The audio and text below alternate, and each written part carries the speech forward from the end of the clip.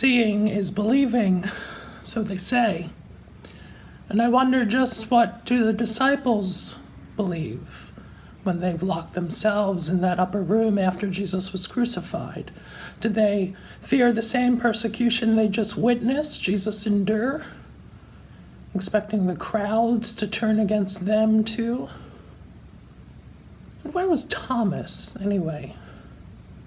The text tells us that he wasn't there at the first appearance.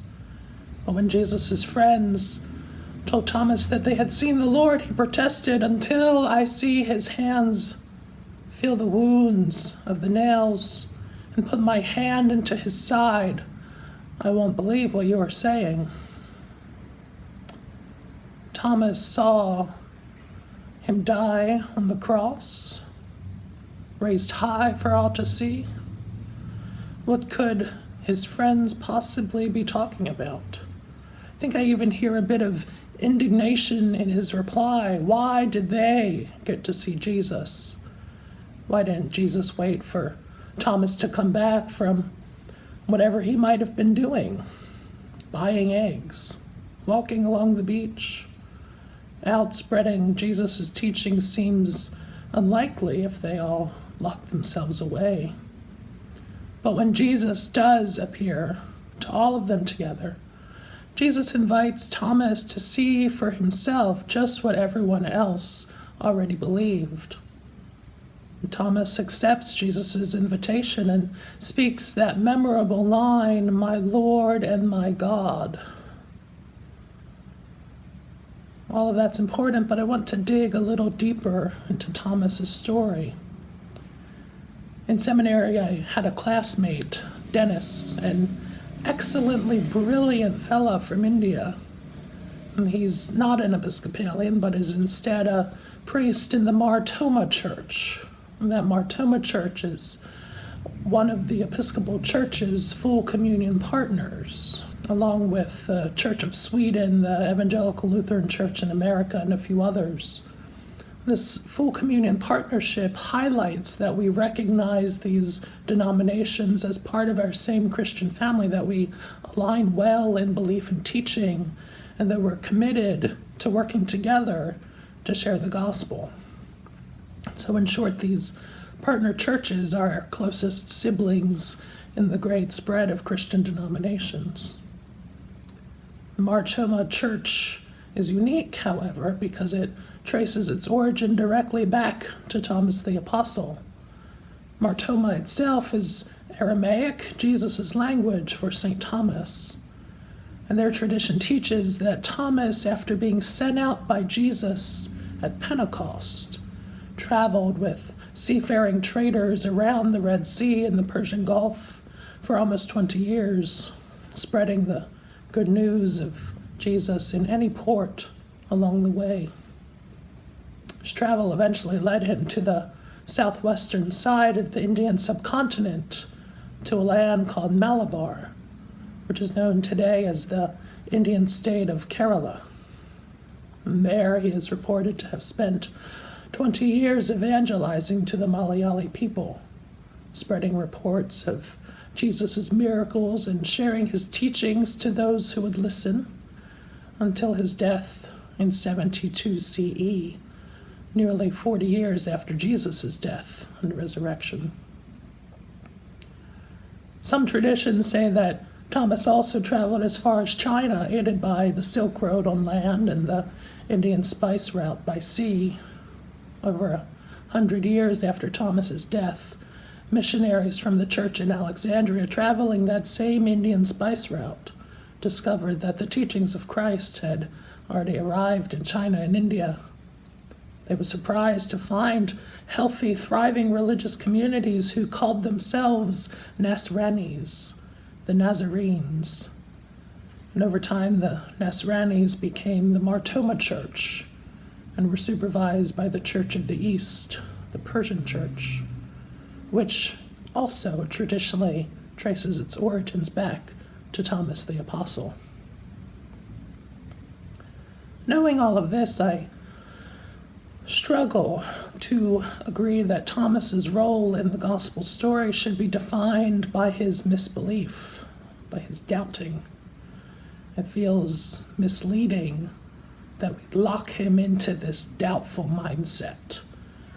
Instead, I see Thomas as the apostle whose eyes were most opened by the risen Christ, who was the most filled with the breath of the Spirit, and who then took Christ's loving, liberating, and life-giving message and his suffering and resurrection the farthest from Jerusalem.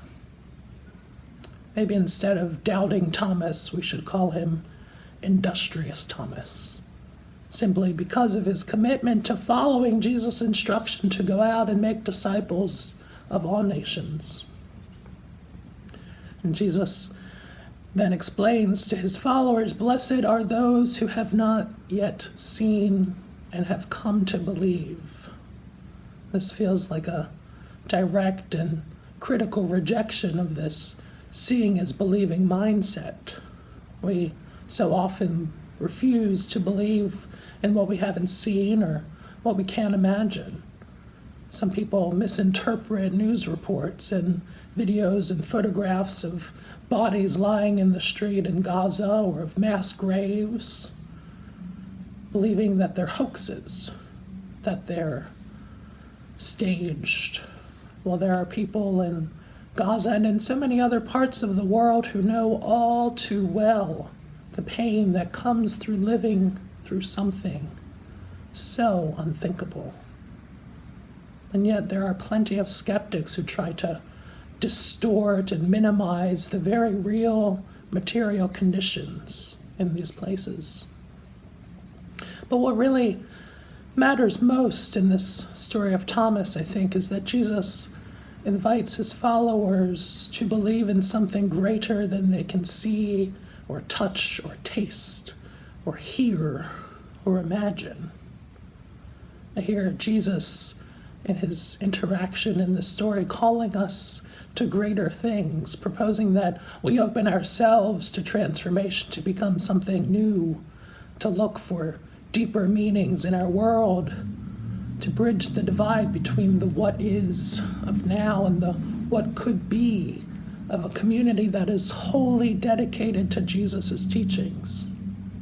For example, just because we always have the poor with us doesn't mean we can't put an end to poverty if we simply believed it were possible, or put an end to militarism and white supremacy and the violent exploitation of all creation. Jesus' invitation forces us to ask ourselves a hard question. Will we be like the disciples and lock ourselves away from the world, fearing our own death and destruction? Or would we act like Thomas and go? Even though he had his doubts about the resurrected Jesus, that didn't prevent him from spending his life in foreign lands and sharing the love of God and the stories of Jesus' life with everyone he met, and then having an entire denomination named for him. The joy of Easter, of this Easter season of the risen Christ, is that we're repeatedly invited into these resurrection moments.